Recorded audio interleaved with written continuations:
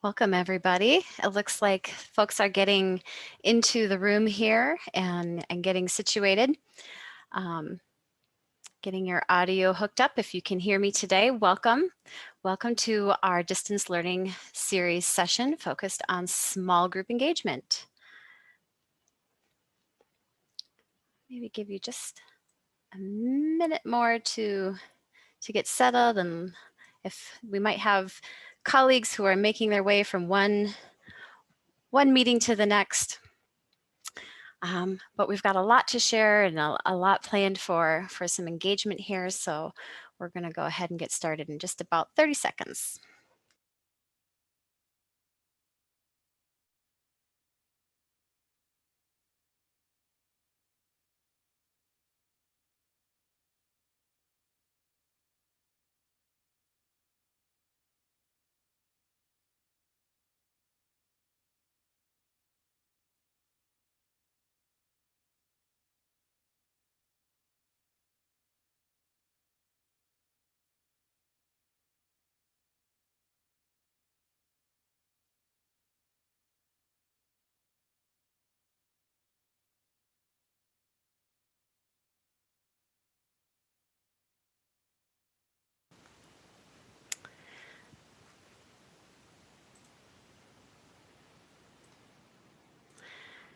Okay, thanks everybody for joining us today.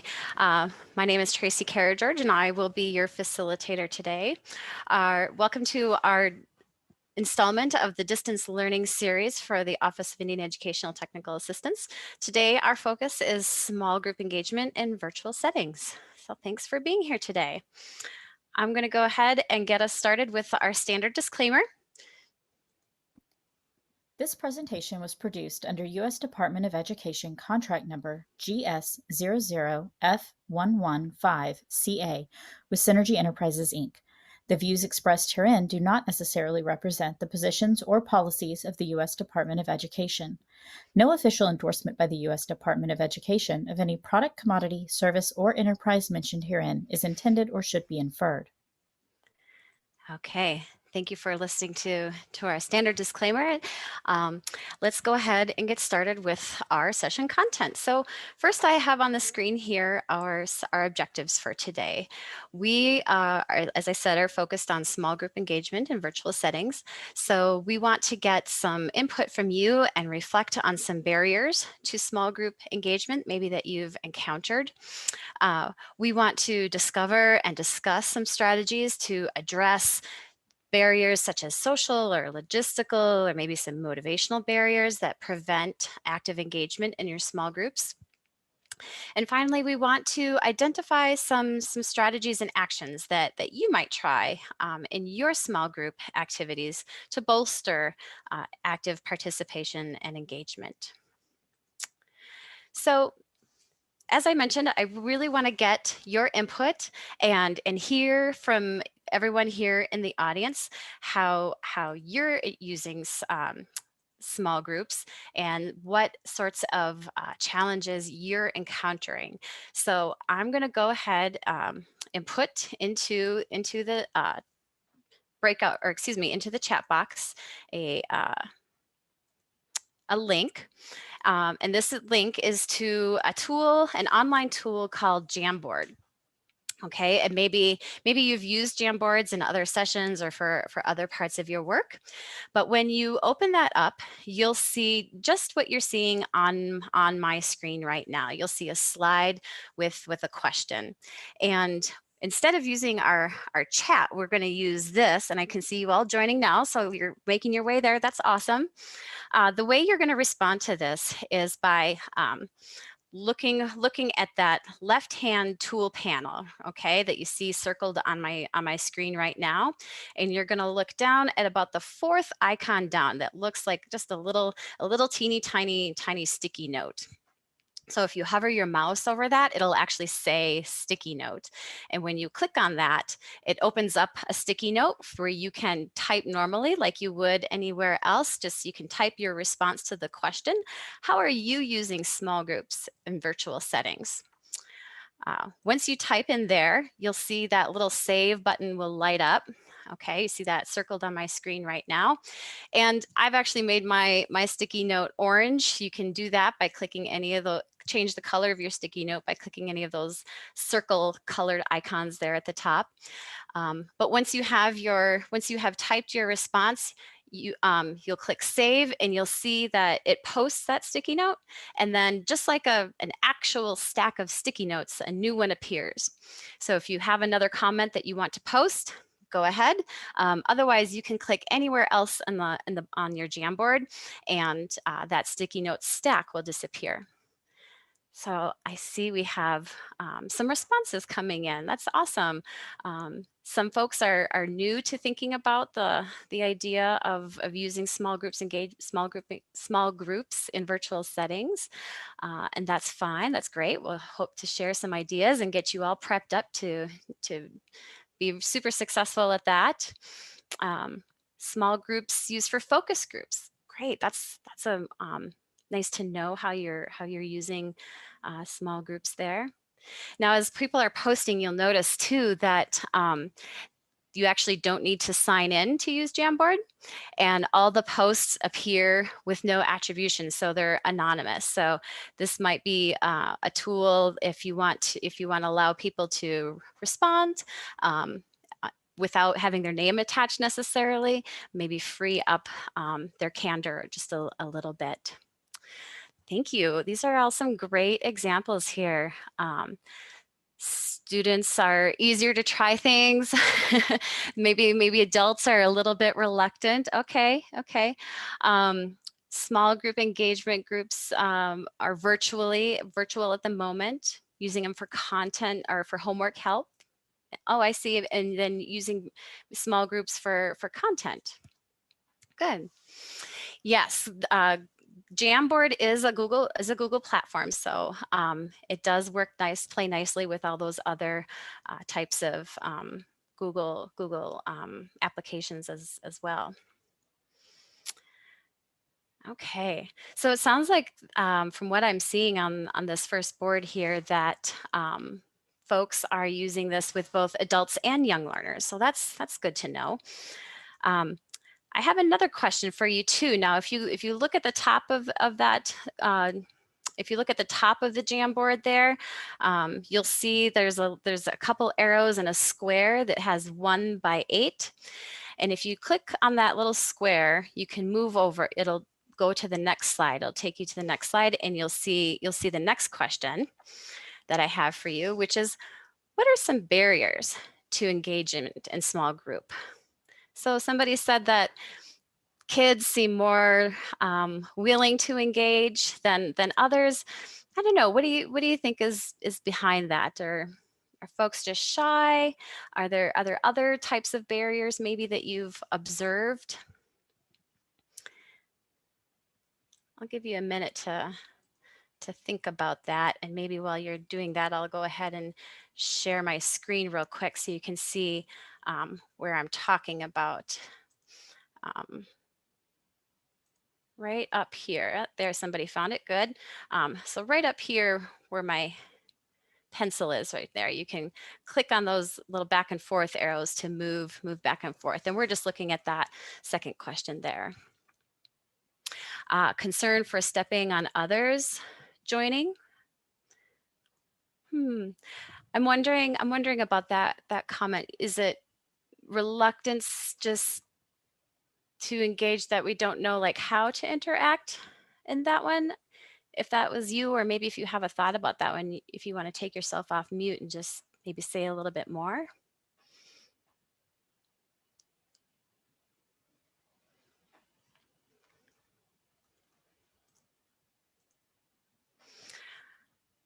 Waiting for others to share similar ideas. Okay, so maybe there's a little bit of shyness happening there. Hey, this is Doug. It took me Hi. like a minute to figure out how the heck to get off from mute. No problem. Because it was on the wrong. It's like, well, yeah, I'll contribute. The guy said that, but I don't know how to get off from mute. Sorry, I should have mentioned that. Okay, I'm glad you figured it out. Thank you. Yeah, so concern for stepping on others joining, it was like, a question is asked, and then, inevitably you get that pause, or someone starts talking like, oh, I'm talking over them, and letting them go. So like it's, just that pause and waiting to be like, well, I want to be courteous and extend it to others too. So that's where I was thinking of that. Great. Thanks for jumping on and being persistent with the mute button there.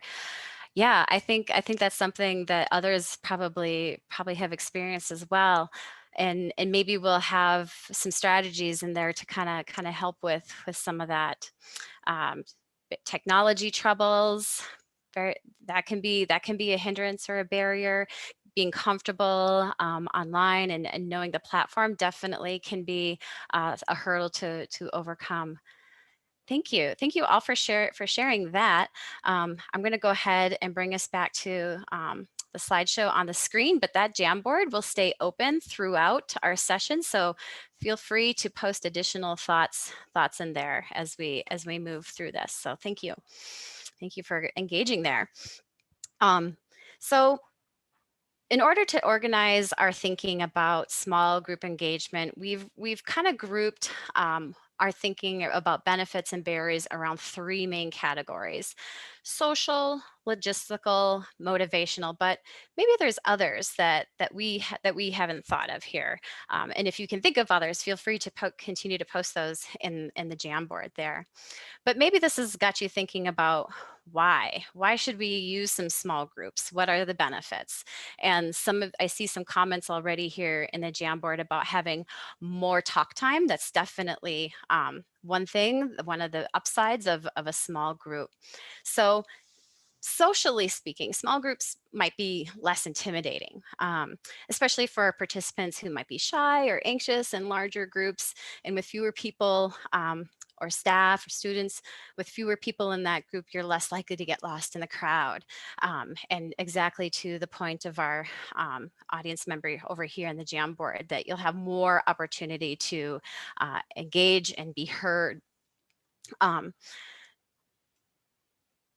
Small groups might give you an opportunity to make more connections, get to know each other more deeply, opportunities that might not be present in a larger group setting. So the other thing is, when we're designing activities in small groups, those activities often require collaboration, which is such an important skill. So building and supporting those skills, we might think about how we can do that in a really explicit way to support especially our young learners. But us adults, we can always get better at collaborating too. Logistically, so some of the posts on here talk about being able to, their familiarity with these online platforms might be a barrier, or a challenge.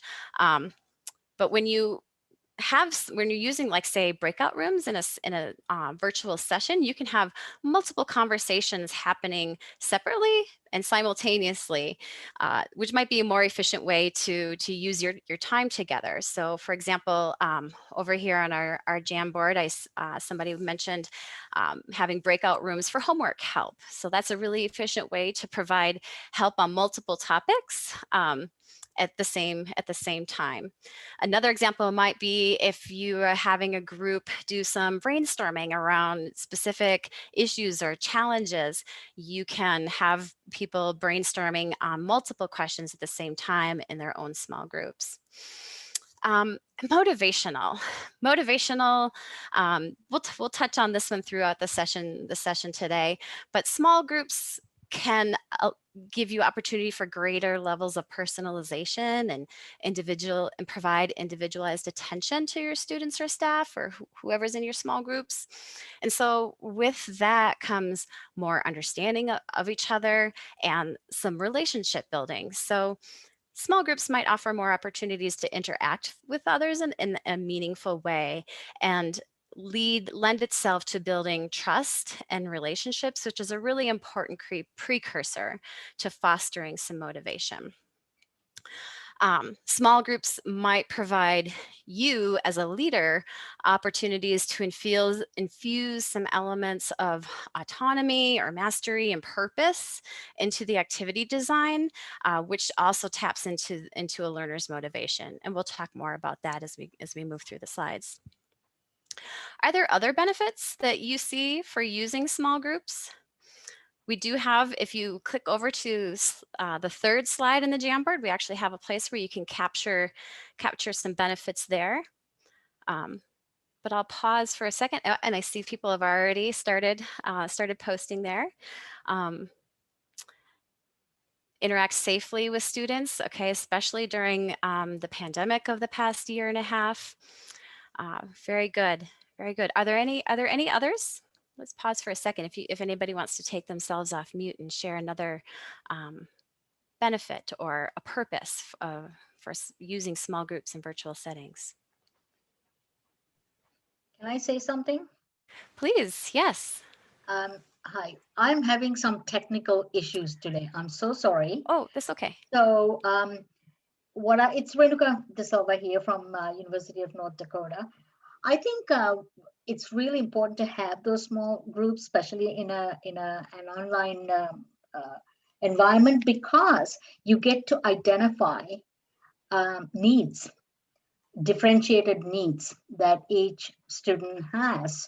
And you can also use those small group settings to work with students in a similar level, for example, to bring them to the next level. And so you can scaffold the learnings. So that's how I use small group setting. Thank you for sharing that. Excellent, excellent points. Being able to differentiate as well as get students with similar interests or similar skills and abilities to provide that individualized attention. Excellent example. So there are a lot of benefits. And we've already started identifying some of the challenges or barriers. If you're using small groups in your online platforms already, you've encountered some of these. If you're planning some small groups and you're just getting ready to, then you're in the right place to be able to anticipate and plan for addressing some and mitigating some of these challenges. So again, just some barriers that we observe and have seen and that you've already mentioned in the Jamboard here. It might be a social barrier, could be related to that shyness that I mentioned, or maybe it's just the norms of interacting in an online environment and not wanting to come off as rude or dominating maybe in the session, not being unsure of how to interact. Logistical challenges. We might be experiencing them here today. Even the most tech savvy among us sometimes needs support in navigating these online tools and platforms. And so, if someone is new to a platform or hasn't used it before, or just maybe can't remember from the last time that they used it where to find certain things, it might need some explicit demonstration or practice, similar to what I did with the Jamboard at the start of this, really showing you exactly where and how and when to click on things. And then motivational, this can be a tough challenge for children, for young learners, teenagers, even adults. If you've encountered some reluctance to engage, or maybe found some folks to be disengaged, there's not a single answer or strategy that will cure all our motivational barriers, but there are some steps that we can take to get to know the likes, the preferences, the interests of our audience, build a relationship. And along the way, I'll touch on some of these strategies to address on the idea of autonomy, mastery, and purpose to tap into that intrinsic motivation. All right, so I invite you to listen for some strategies that address those challenges that you're posting in the Jamboard, and definitely, feel free to share some ideas about things that have worked for you or other ideas for addressing some of these barriers. You can type them. You can use the chat box, or you can use the Jamboard. They're both open here throughout our session, and then we'll dedicate a little bit of time at the end of near the end of our session to talk further about some of these challenges. Along the way, I'm going to talk about things from two different perspectives. So as I share strategies, I'll be talking about the perspective of the leader and the teacher, presumably you, and steps that you can take, but I'll also be talking about some considerations and perspectives of the student or participant and maybe some things that they may be experiencing. So just a heads up that I'll kind of be bouncing between both of those. So when you're designing engaging small group activities in a virtual environment, you're going to use your tools and your platforms, and it's good practice to think about these three elements and incorporating these into your activity design. Choice, accountability, and independence. So thinking about how often and what opportunities do your small group participants have to make choices or decisions in the work that they're doing. Okay, and we'll talk about different things, different ways to allow for that. Accountability, really, by that I mean, how will individuals show or provide evidence of their work or their role? You might think about creating some interdependence by including both individual and group accountability. So this could be something. This could be in the product that they produce, that maybe they have a choice in how they're going to show their learning. If it's a longer term collaboration and you're meeting over periods of time, maybe you're asking individual students to make a video reflection of their perspective or their reflections. Or maybe you're giving them a collaboration log, right, where they can reflect on how well they've been cooperating with their group members and how well they're focused and staying on task.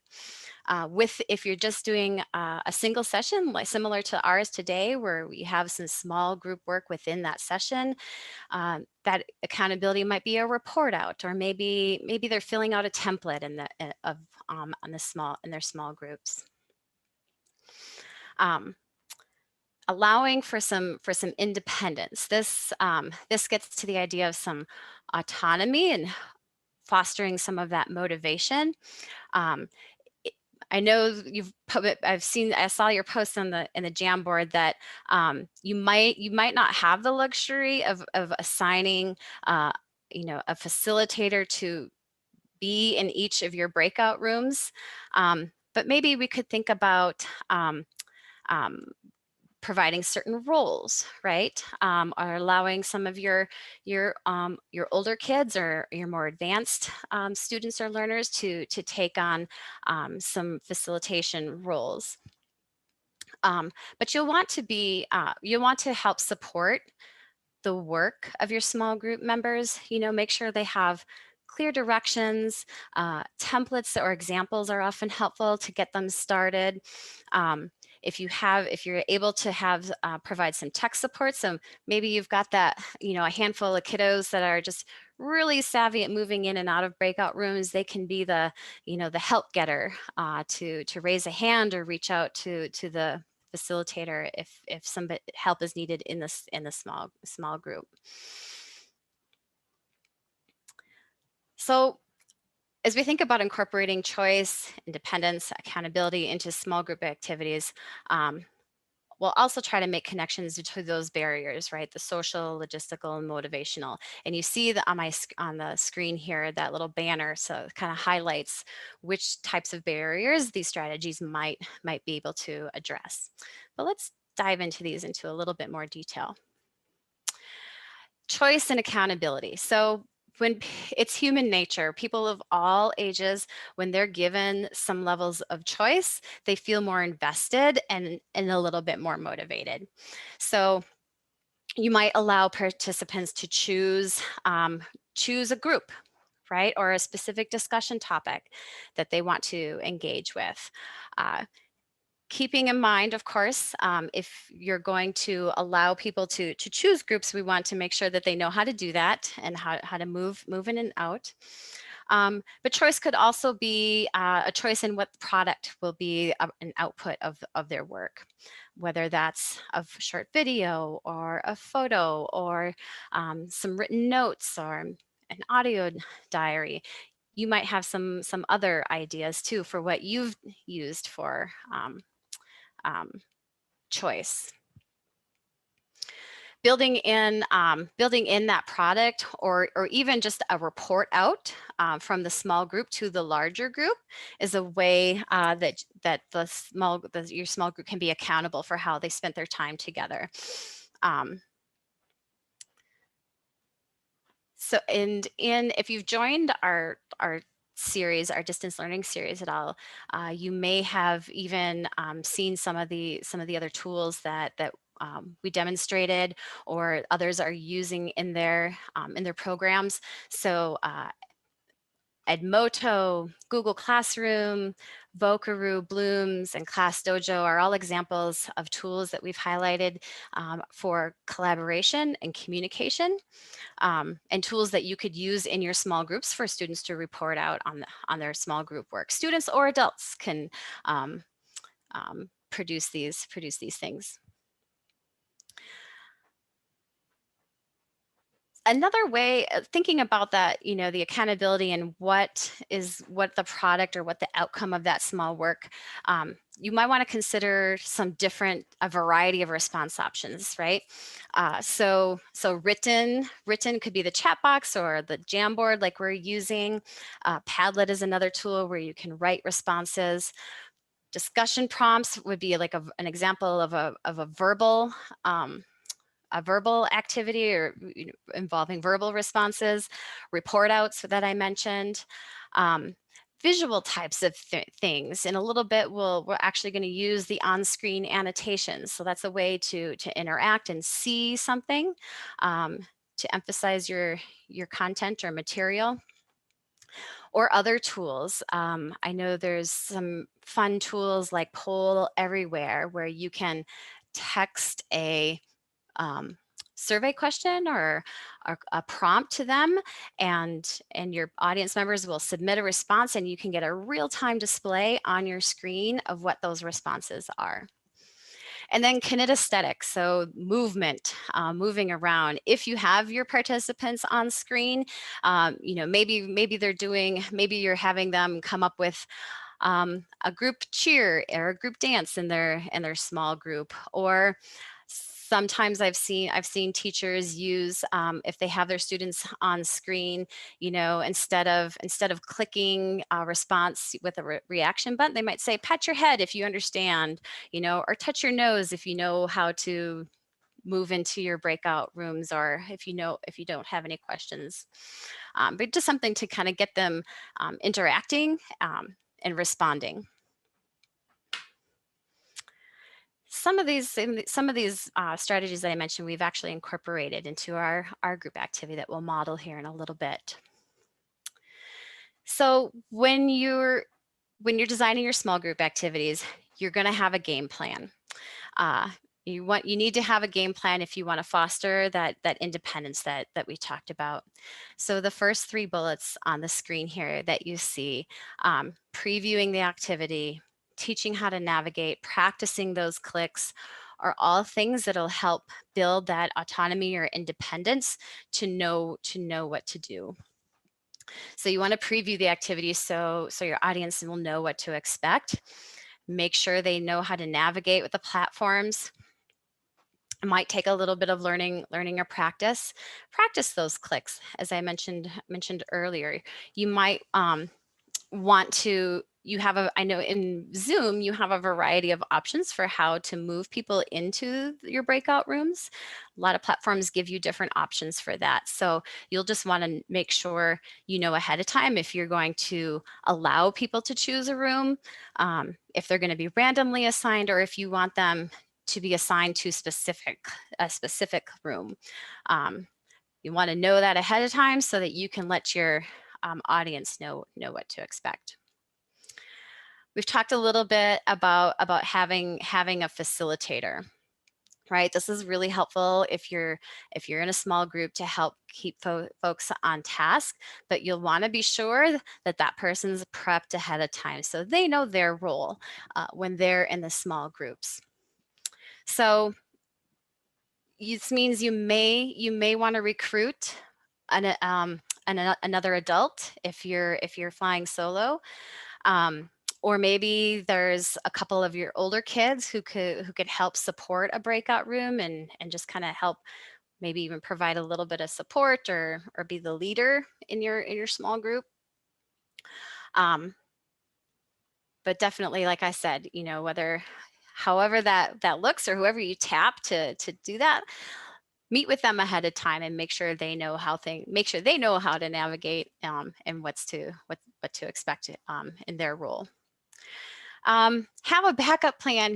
Sometimes technology does not cooperate, and it might just be the way the wind is blowing that day that something isn't quite going to plan. So it's always helpful to have a plan B, just in case something doesn't operate as planned.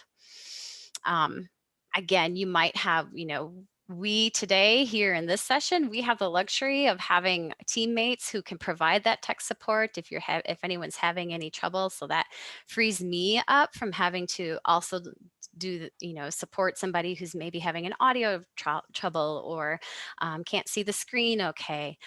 We have Rashad, our tech support host, who's on to help with that. But maybe you have somebody in your community who can play that role, or again, that super tech savvy teenager who needs a leadership role as a facilitator.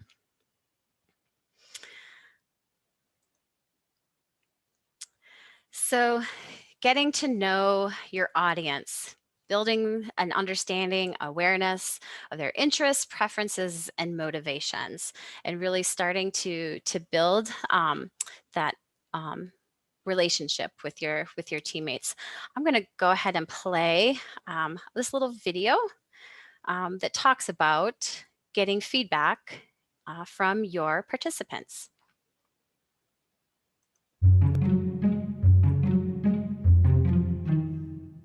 In face-to-face classrooms, reading the room is second nature. Teachers effortlessly scan for nonverbal cues like facial expressions, eye contact, and posture to determine if students are making sense of the lesson.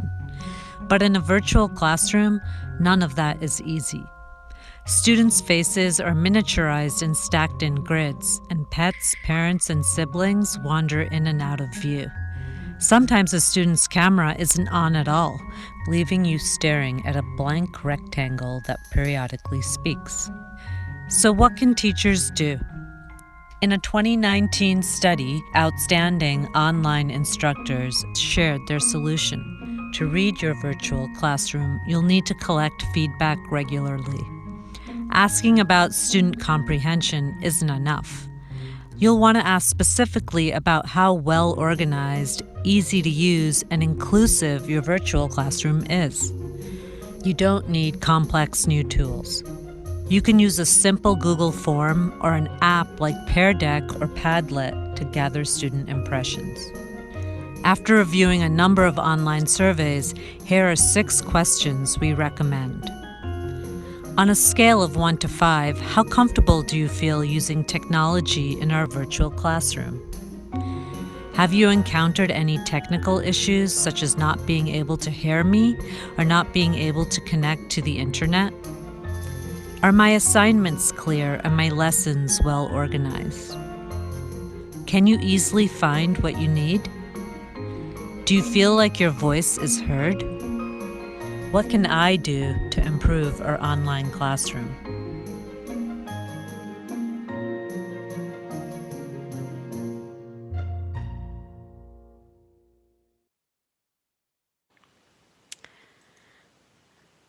So like that video clip was saying, it's reading a room or getting to know your participants in a virtual setting might require a little extra effort, a little extra investigation.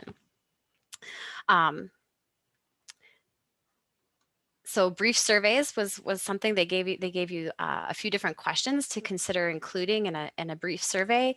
You could do that through Google Forms, or maybe SurveyMonkey, or even right with using the polling feature within your online platform. I know Zoom has a polling feature, and several others do as well. Building in time during your online session for reflection and meta reflection. So we all know reflection, what did you like about this session? What could be better? Meta reflection is essentially thinking about our thinking, which is a really good skill to foster in learners of any age, right? To how is this working for me? Am I getting out of this what I need to? Is there something else that I need to help me learn? And by asking your audience to think about how they learn, and the things that help or hinder their thinking, you can gain insight about what's working for them and how to engage them more effectively. Building in that time for that meta reflection, and building skills for becoming critical thinkers, growing self-awareness, but also being self-advocates for knowing what works for them. That's something that'll carry through to other areas as well. Aside from surveys, maybe there are some activities that you could incorporate into your sessions, maybe as an icebreaker at the beginning to kind of kick off your session, to gain insight about your audience. One idea that I like to play is called This or That. It's a fun thing to play if you're in person and you can move around, but it also translates nicely to a virtual session. So we're going to actually do that right now. You should, at the top of your screen, you should look and it'll see viewing Tracy's screen right now. And if you click on that little view options button, you'll have a drop-down menu, and you can click annotate, and that'll bring up the annotation bar, and you can choose to draw or maybe make a stamp on the screen. And what I'd like you to do is use that annotation tool to indicate on this continuum where you fall related to these two prompts. I learn best when I write about the topic I am learning, or I learn best when I talk about the topic.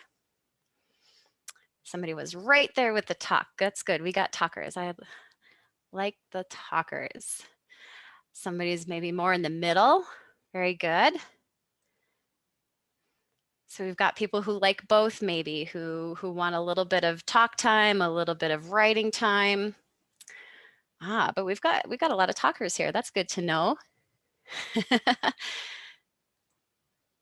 Excellent, excellent. Okay, I'm going to go ahead and I'm going to clear these out now, and I'm going to put up a new set of questions. So now I have an idea about, if we like to talk or if we like to write. I'm going to clear all those, and I'm going to put up a new set of questions. Where on the using the annotation tools again, mark on the continuum where you fall between these two prompts. I feel mostly comfortable sharing ideas with a group of peers, or I feel mostly shy about sharing ideas in front of a group of peers. Where we got, people mostly feel comfortable. Got somebody maybe who's in the middle, or maybe it depends on the situation. How well do I know these peers? How big is the group? Maybe might be a factor in there. Okay. Got folks who fall more towards the shy end. That's cool. I can relate to that for sure. All right. Well, thank you for engaging in that. Through that little exercise now, I just got a lot of insight about all of you and your preferences for engaging. So I want to let you know that we're going to have some time in some small groups here where we can break out and you can talk more about these strategies.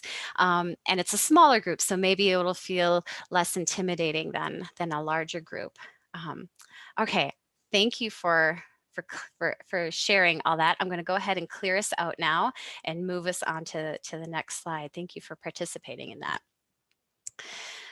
So the next couple of slides, I want to talk just about some general engagement practices that are helpful for setting your session up for success.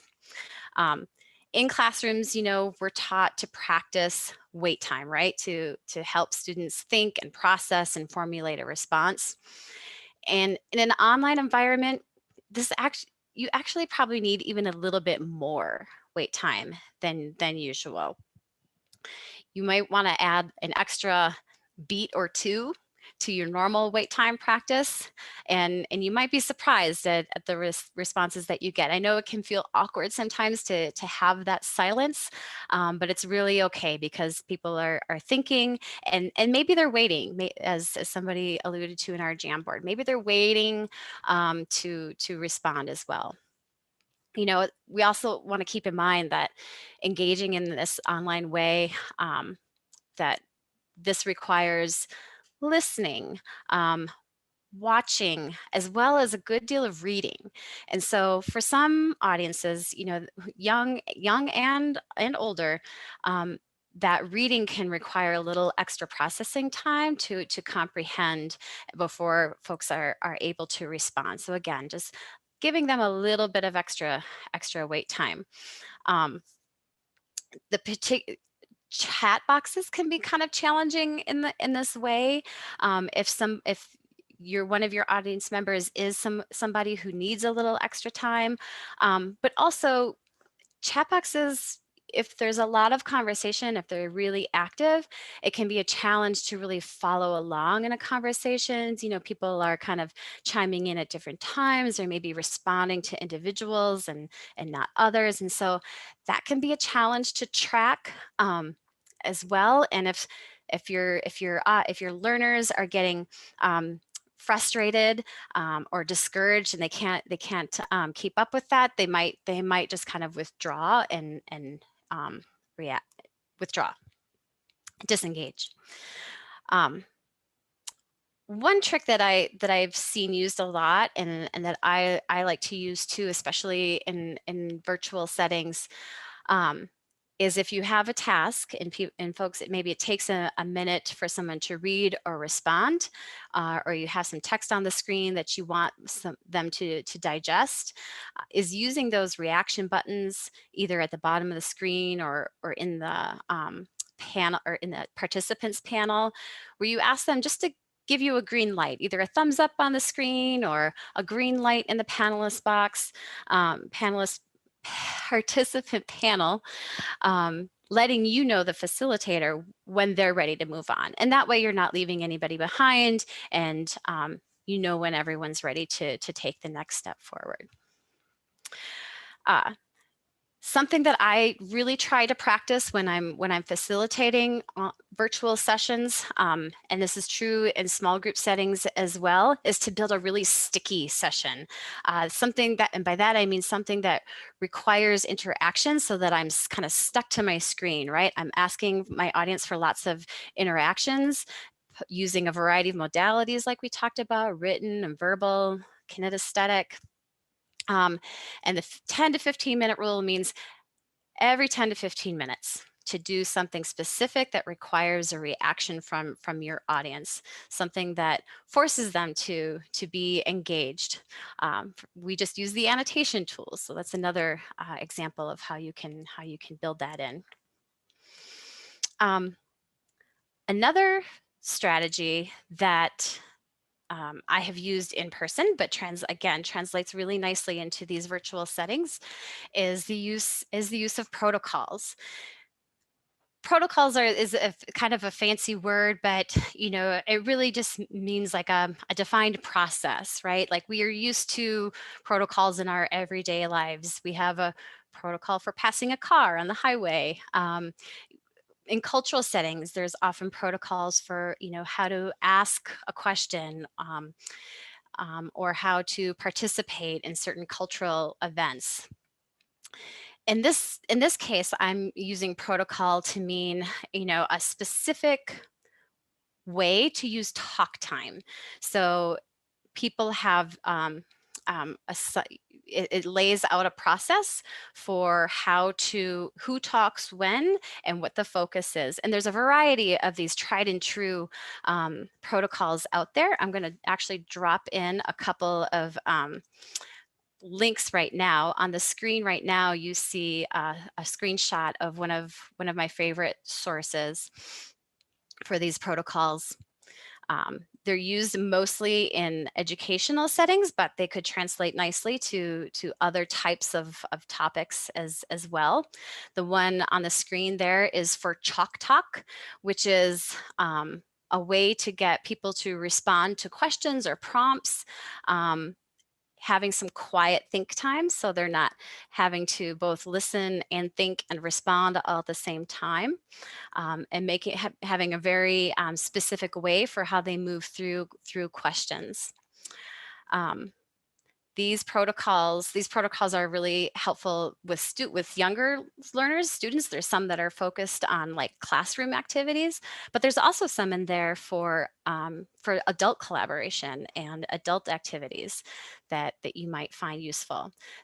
These are free sources, and I can tell you that they're laid out with specific time allocations.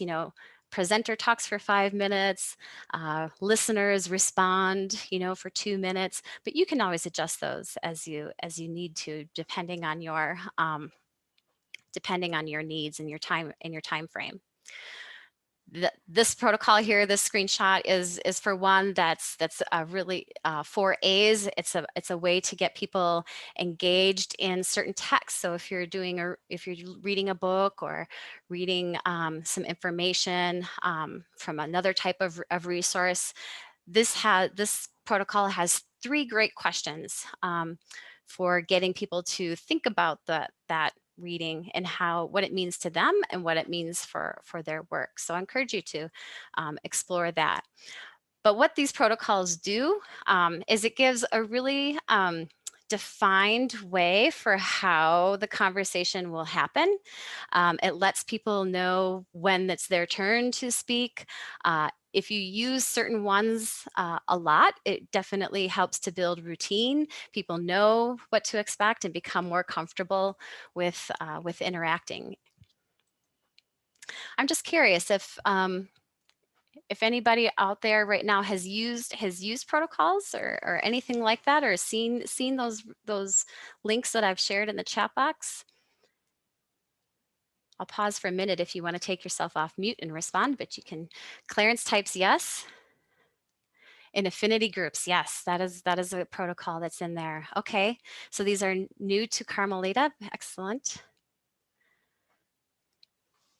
All right, thanks for sharing there. All right, so some other engagement practices. Whoops, got ahead of myself. Some other engagement practices that really help establish those routines and expectations for small groups. One is to establish norms or guidelines for interactions, right? So we were all thrown into the deep end of the online meeting pool last year, and we're still kind of growing accustomed to these norms and processes for online engagement. And as you noted in the Jamboard, sometimes kids and adults are unsure about the proper way to interact. And they might just opt to sit quietly and observe rather than risk being out of line or perceived as impolite. So norms could be a process, it could relate to process things like raising your hand if you want to speak, or muting your line when not talking is one you probably hear a lot. We sometimes use we don't mind if folks are off screen, when I'm meeting with colleagues internally, but we always ask if you could come online when you are, or excuse me, come on screen when you are speaking. That's one of our protocols that we've used. But norms can also address the kind of interactions that you want to foster in your online group. So for example, sometimes the one that I hear when I'm working with younger learners or adolescents is no put downs. Something that we've used in adult settings is to assume goodwill, right? If we're having critical conversations, meaning really important, where we're thinking deeply about our work and how we might get better, we want to assure everyone that we're sharing in the spirit of goodwill. And we're going to assume that, you know, if my colleague says something as a suggestion for improvement, that I know that they are coming from a good place and helping me to be better. Being explicit about the norms, stating them at the beginning, revisiting them at the end, saying like, how well did we adhere to our norms? Is there ways we might be better about practicing our norms, or do we need to add anything to our norms? Is it, again, building in a little bit of that meta reflection to help help build that kind of community in an online setting that you want to foster. Assigning specific roles. I've touched on this a little bit so far, and I'm going to put up something on the screen here in a minute. But having specific roles can really help people to, well, do the work, have a specific role and way that they will support it. It can help to build that intergroup, that interdependence amongst each other, and build clarity about what they're going to do.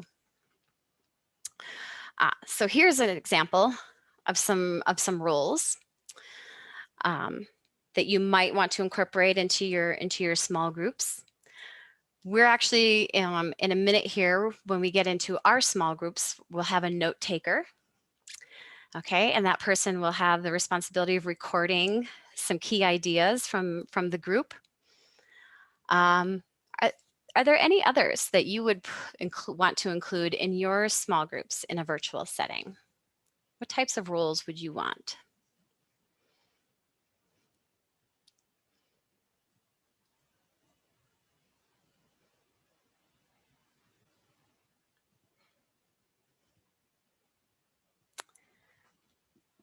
While you're giving that some thought, I see that we have a question in the chat box too from Rebecca about worrying about peers in these types of settings. And I'm just wondering, Rebecca, maybe you have a thought, if you might be able to clarify that just a little bit. Are you worried about like kids being in a small group together, or is it adults working together in small groups? Just wondering if you could say a little bit more about that.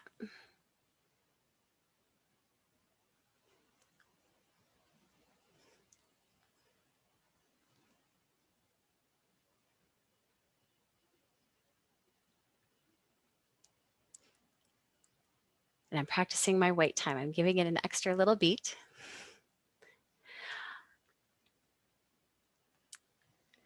Okay. I see. Thank you, Rebecca. So, so you have young people in your life who are worried about being made fun of. I see. That's something, when we get into our small groups, maybe we could even tackle that as something to talk about.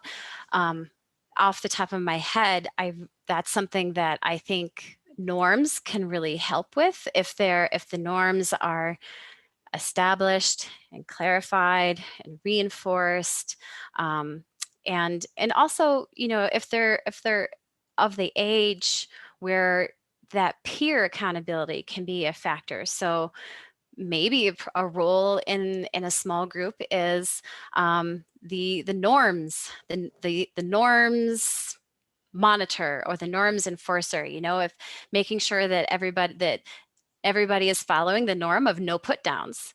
And then that person might have a norms coach. I like it, Alani. Maybe that norms coach has some sentence starters to help them in being that role. I'll put those up here in a second. So sentence starters are another strategy, tool that you can give to your participants to help find the right words, maybe to engage in a conversation, or find the right way to open a conversation. On the screen here, you see some sentence starters for a math focus, or a math group, or a small group who's focused on math. You might have, maybe one of your roles is a questioner, right? Who's getting the group to think more deeply about things, and they get that list of questions to ask so that they can pose questions to the group. In the case of our norms coach that we're playing with there, maybe they have a few sentence starters, that say, I noticed you said X to our colleague. That doesn't fit our norms, or I don't think that that what you just said to your peer reflects the norm of no put downs. That's something you could play with. All right, I wanted to share just a little bit more here before we get to our small groups, but this definitely gets to your point, Rebecca, and maybe to yours too, Clarence, about presenters, the presenter role not usually being a popular one, but you want to give some thought and really be intentional about how you're creating that safe and supportive environment. So the size of your small group, if you have a main group and then you break out into smaller groups, you might want to give some thought about the size, right? And I have on the screen that you might consider a minimum size of 3.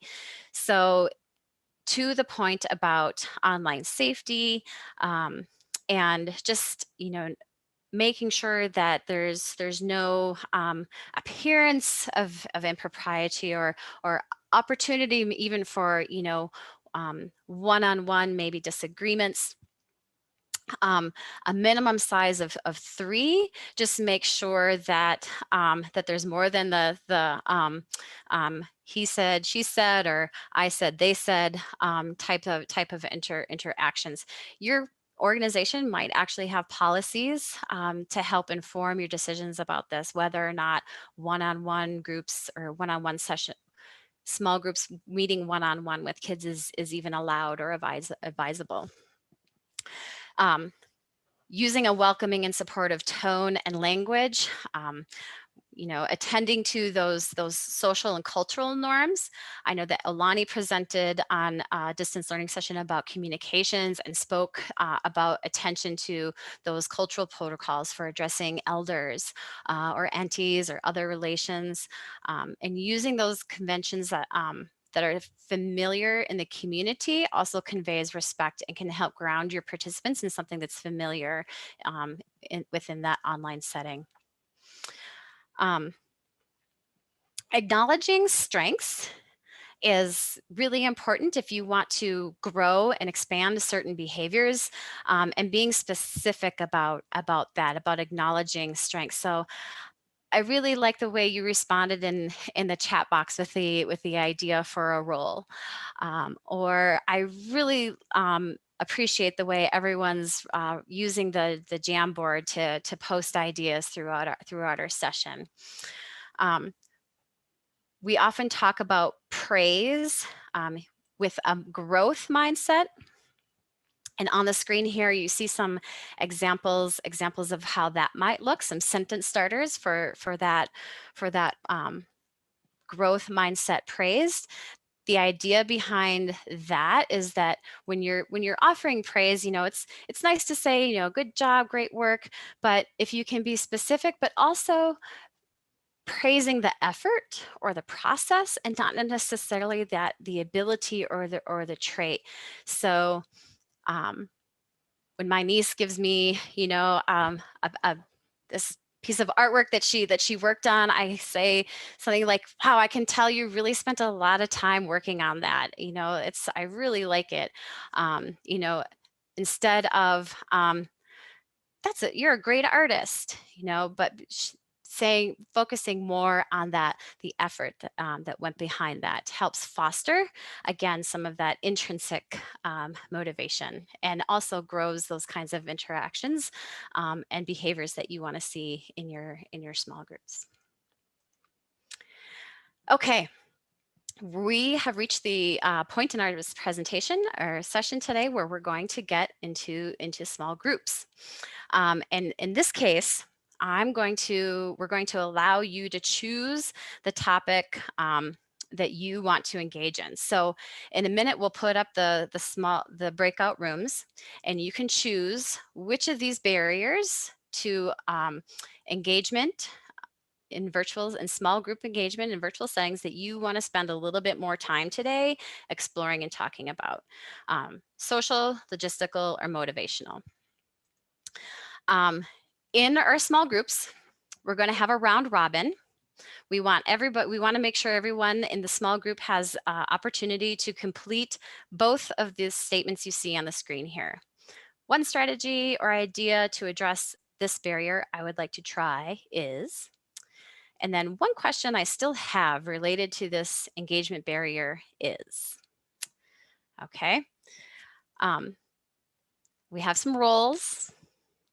All right, and this information will be available in your small group too, so you don't have to commit it to memory.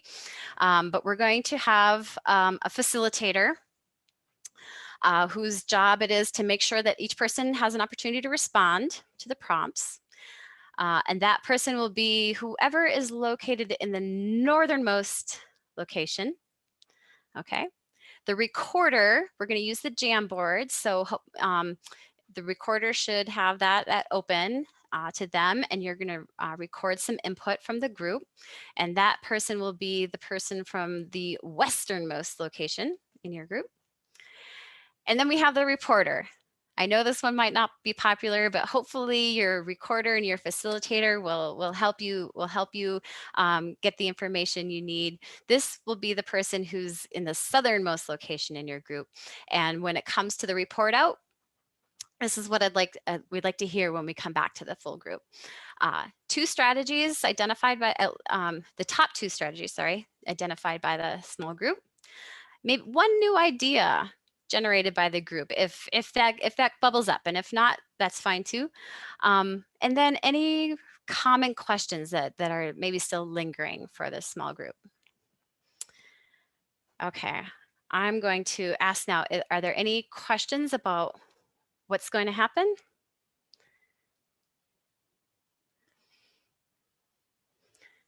So you will have somebody from our team in each of the groups, but we are not the facilitator, recorder, reporter. That'll be decided amongst the group.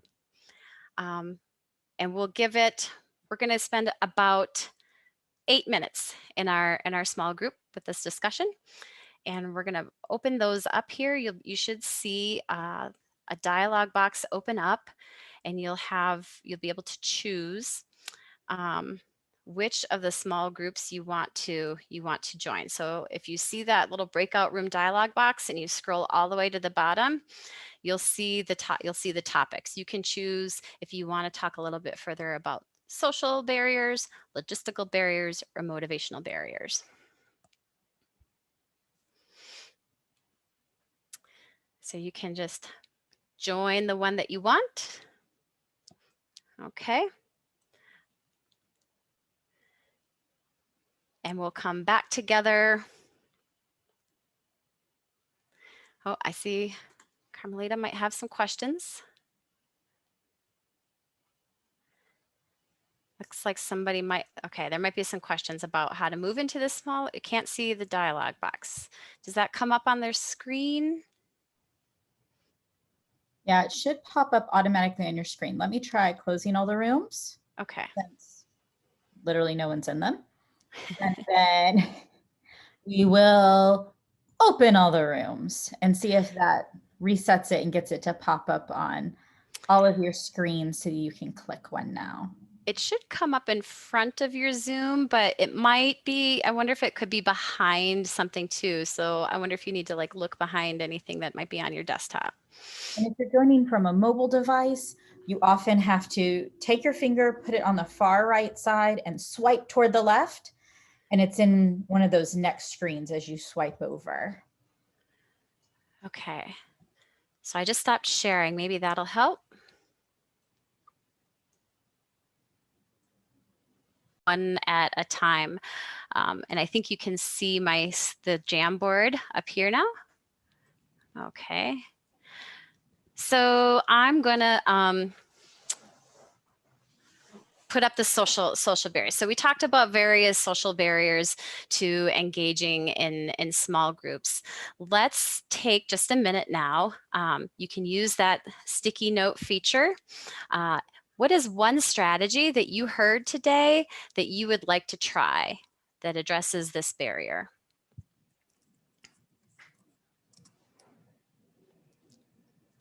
And I'll pop that. While you're doing that, I will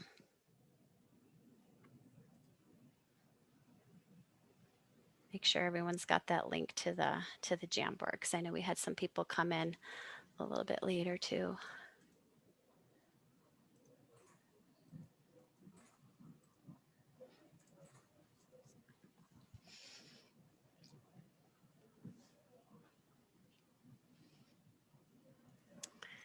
See, folks are joining in the Jamboard once again. So I'm actually on slide, if you can see my screen, I'm actually on slide number 6, where I have this topic social identified, and then the questions down below.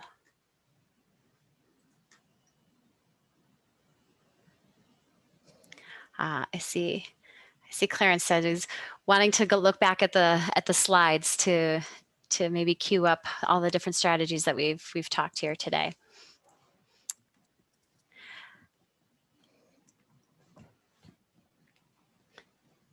So we'll definitely have those slides available. How about a question? We've talked about some different barriers and strategies that address that social aspect of things. What questions do you still have about this barrier?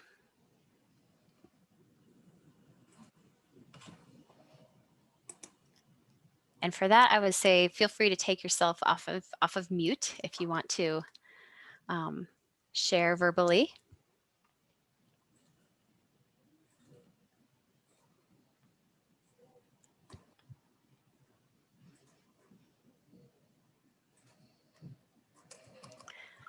Okay. So one strategy that you would like to try, or that you, if somebody wants to use for this here, is making everyone to feel safe and important. Excellent. Got another person here saying they can use some of these strategies in their undergrad courses. That's good to know.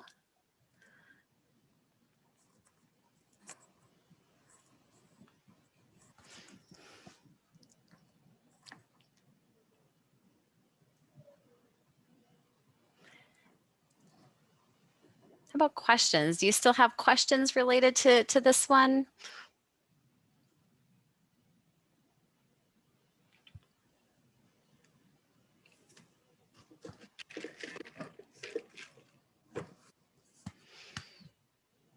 Provide opportunities for others to engage. Okay, good.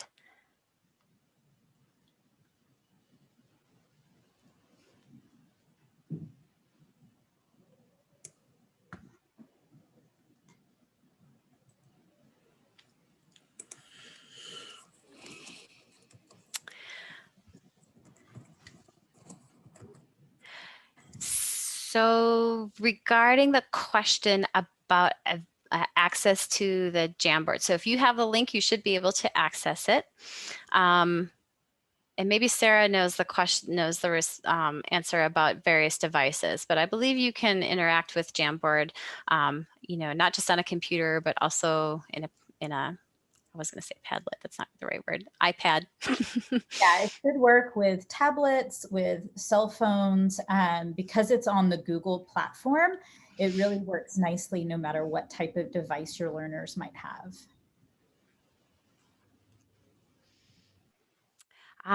There's a strategy there that we didn't talk about, but that definitely works well, right? Is asking specific people a question so that they respond. Very good. Okay, I'm going to take us over to those logistical barriers. The next slide there. So, we talked a lot about being able to navigate platforms, having a backup plan in case technology doesn't cooperate. Was there any strategy that jumped out to you that you want to try out? Or maybe you had a new idea as we were talking and sharing.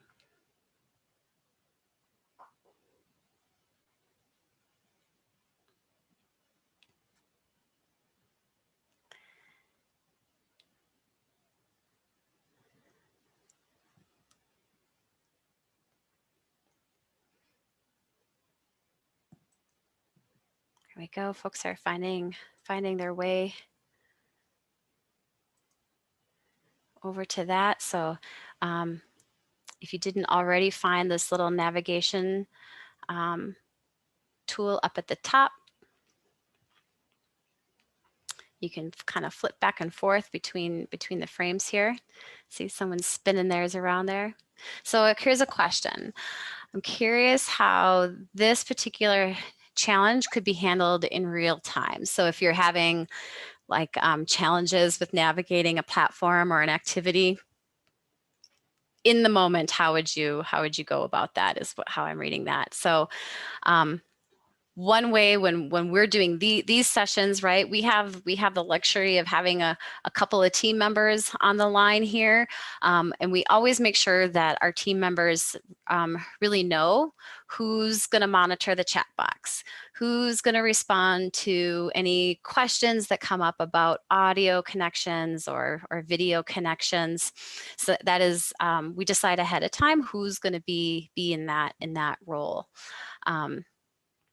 Sometimes we have to, if you don't have that luxury, sometimes you might have to do sometimes we'll start a private chat, so we're not taking up the space in the chat box with talking to everybody, but just that particular person about what that challenge is and how we can help. I know there's been times where we've had to actually switch to email or something to help somebody resolve a technical issue. Let me put that question to the rest of the group. Are there other ways that you have tackled logistical challenges in the moment that have worked for you?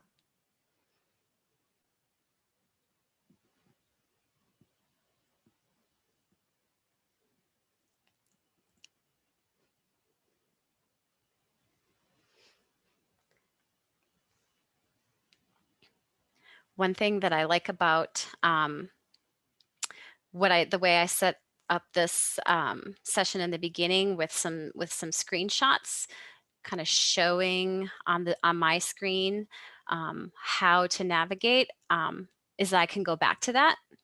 I can go back to it and sort of highlight that again if people just need a little reminder, or if we're doing like I am right now. With the screen share, I can even just show on the screen in real time how to click some things.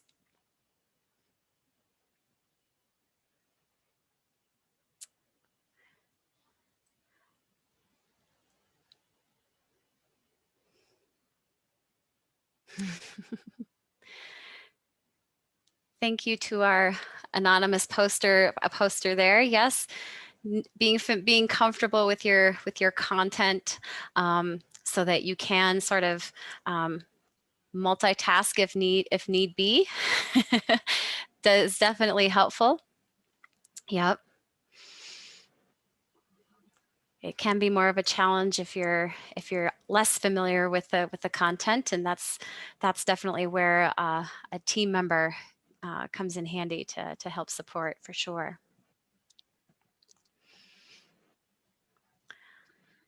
Tracy, Yes, this is Clarence. Clarence Hogue. I think the question that you're posing to all of us right now is a difficult one. And I think that's why, we're all kind of just being real quiet because I don't know. I mean, I don't know how you would really handle this in a virtual setting.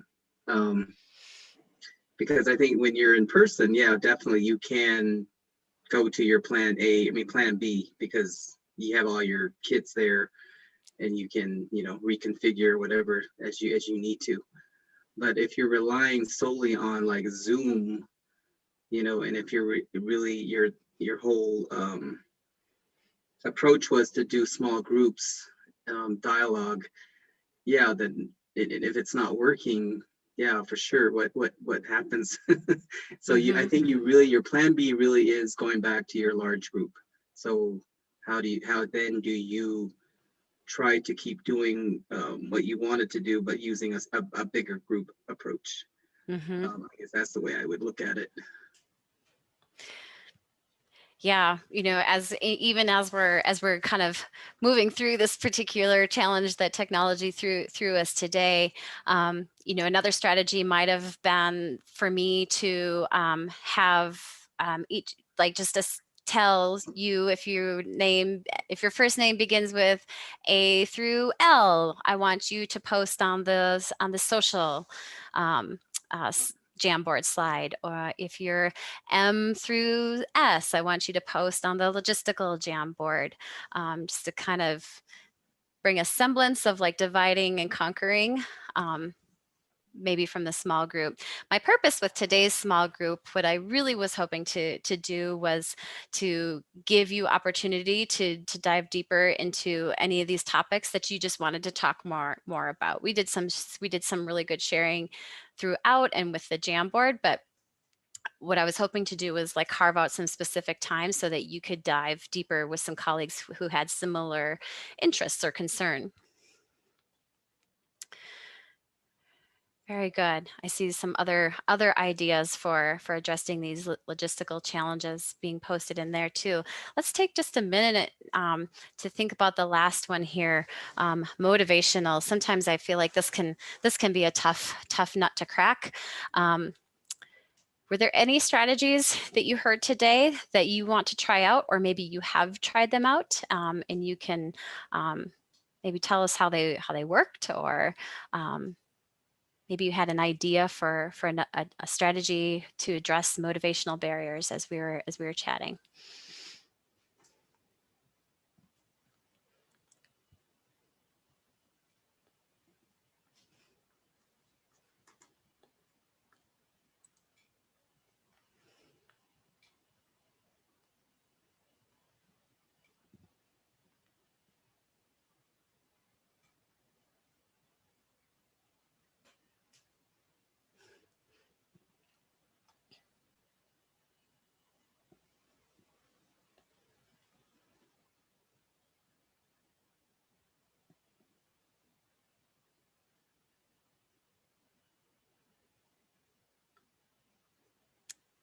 Okay. Giving you guys a little think time. Very good. Keep it sticky. Good. So that idea of stickiness, like giving lots of opportunities to interact, giving time for people to respond in a variety of ways. Visuals and sound, being creative. Okay. Incentives. I'm curious if anybody wants to expand on that or say a little bit more about incentives.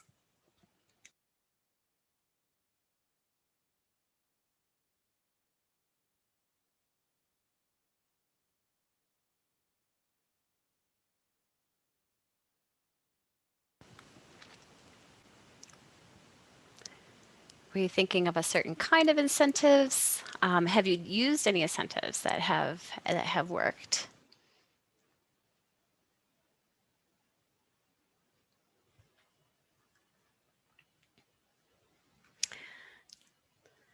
Okay, so stickers maybe for younger people. I'm seeing over here in our chat box. I like to challenge myself too in thinking about incentives, social incentives, or drawing from the idea of autonomy, mastery, purpose, that there's an opportunity to be a little bit independent, have some choice, for building that intrinsic motivation to engage. A purpose, I know, and in a lot of our education settings these days, and I think especially in our realm of Indian education, we talk a lot about authenticity and or place-based, something that's very practical and real, that can help foster a sense of purpose, that it's relevant to my life and the things that my family does. I see someone in there likes protocols. Maybe I was going to explore some protocols. Liking the idea of choice. Very good. Excellent. Well, that Jamboard is gonna stay open. If you have that link and you want to revisit that, see what other people are writing, and just remind yourself of the ideas that were shared. That will stay open. I'm going to go ahead and if you want to keep sharing ideas there, please do. In the meantime, I'm going to just move back to our slideshow and go through our last few slides here.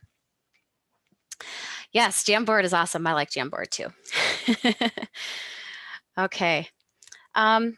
So our small groups didn't exactly work out today. We had hoped to model some of the practices that we espoused throughout today's session. And one of those things that we wanted to model was that opportunity for some meta cognition or meta reflection about, how might have the small group activity enhanced our thinking about small group engagement. I'm going to pause and see if anybody wants to respond to that question before I go ahead and share my thoughts.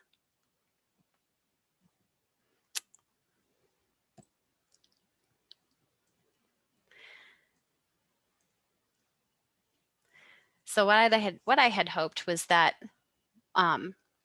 reflecting on this question here, we would be able to think about things like we had opportunity to talk more in depth about something.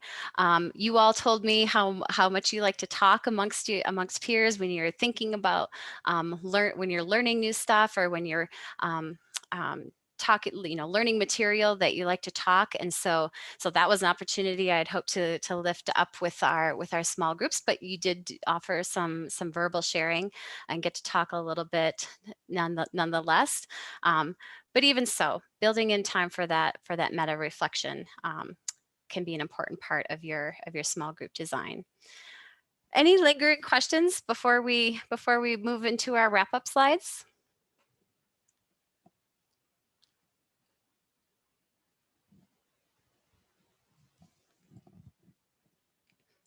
Can drop those into the chat, or take yourself off mute if you have anything questions that we need to address.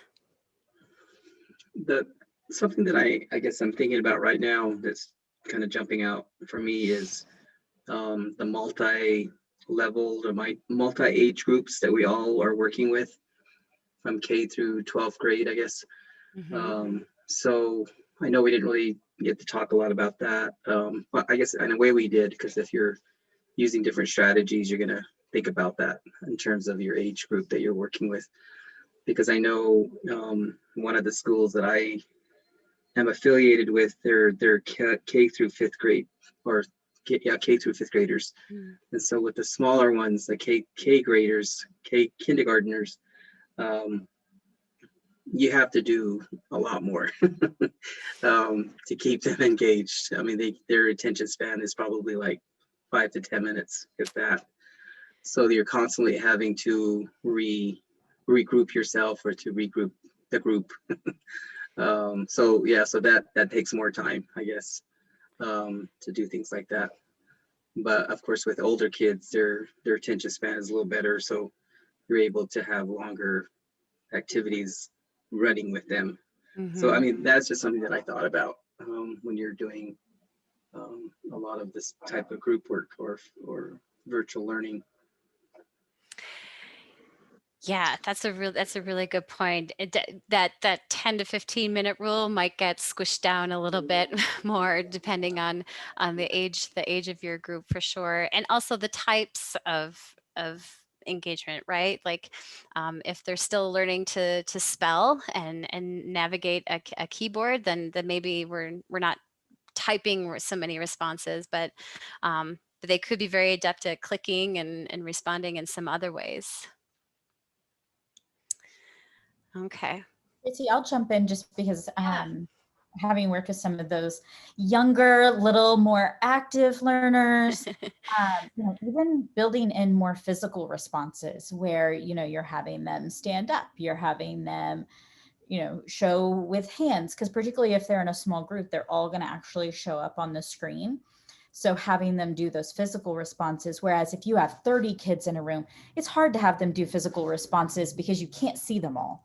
But that's a great thing about the small group piece, is that you can actually see all of them. So I think sometimes, having them do those physical things, and that also cuts down on the joys of like a group of kindergartners all unmuting and be like, my favorite animal's giraffe. Did you see my mom? I had a snack. Guess what? So sometimes the verbal can get a bit carried away, but if everybody's muted and they're doing the physical part, that is just one idea as well. Thank you, Sarah. Very good. Okay. We're almost to the end of our hour here, and I see Sarah has dropped in a link to our brief survey, our very quick, very brief survey that you can tell us how well we met our objectives. And if you wouldn't mind doing that while I take us home through these last few slides, that would be really super helpful, because we do use that information to help inform other sessions. So on the screen, you see a screenshot of a tool that we are promoting through our distance learning sessions called Padlet. And I'm going to go ahead and drop that link into the chat box now. This is open 24/7, so you can visit it at your convenience. You'll see, just like on my screen, we have all the various topics of our previous distance learning sessions, as well as some upcoming. We want to use this space to capture your ideas, your questions about any of these topics, or if you have examples of your work that you want to share. I know that's always something that we want to try to promote, because there's so many good things happening out there in such a creative group of folks, that there's a lot of things that maybe we don't have the opportunity to share. You can do that here by clicking on those little plus signs underneath their topic, and you can add a comment. You can even insert a link or a video to share your work. So please feel free to visit that at any time. Like I said, just like 7-Eleven, it's open 24/7. You can come and stop by it at your convenience and see what other people are doing. We should have a quick poll here that we'll do in session. We just want to hear from you. 2 quick questions. Was this a beneficial session to you and your organization, and will you share this with somebody? So we'll keep these responses confidential. We won't display those, so you can feel free to be candid. Again, this just helps us make sure that we're providing you with relevant information and content. And it looks like we got 10 quick responses there, so thank you all for that. Just here is a slide with some upcoming calendar dates that you can mark your calendars for. We have some distance learning sessions coming up. They will continue to be Tuesdays from 3 to 4 Eastern time. We will talk more about student engagement in general coming up here in May. So if you have any questions that we didn't get to answer today or that you want to dive into more deeply, we'd love to hear from you about that. But we also have some sessions coming up on virtual field trips, gamification and games that you can use in online settings, and a virtual share fair, which I'm really excited about coming up in June. If you have not heard about the project directors meeting, you can ask your project director about that. But registrations has begun, and we are looking forward to seeing lots and lots of you Tuesday through Thursday, April 20th to 22nd. And that is going to run from 1 o'clock to 6:15 p.m. I think you're going to really enjoy all the sessions. We'll have some of your peers, fellow project grantees presenting, as well as some subject matter experts and some really great opening sessions to join as well. Okay. Some standing sessions that we have coming up here, your talking sticks for your specific grantee programs coming up. We have our office hour, our drop-in office hours coming up on at the end of the month on April 29th. The STEP annual performance reporting webinar will also be coming up towards the end of the month. And of course, we always want to make sure that you have this contact information if you need to get a hold of your contract officer at the Department of Ed. We have the information up here for you today. And always that reminder, make sure you include your grantee name and that PR number in your email. So that really helps them to track your message and make sure that you get timely responses. So thank you everybody for bearing with us through our technical challenge today at the end of our session, and thank you so much for your input and your engagement in today's session. I really appreciate your sharing and ideas, and we hope to see you at another session very soon.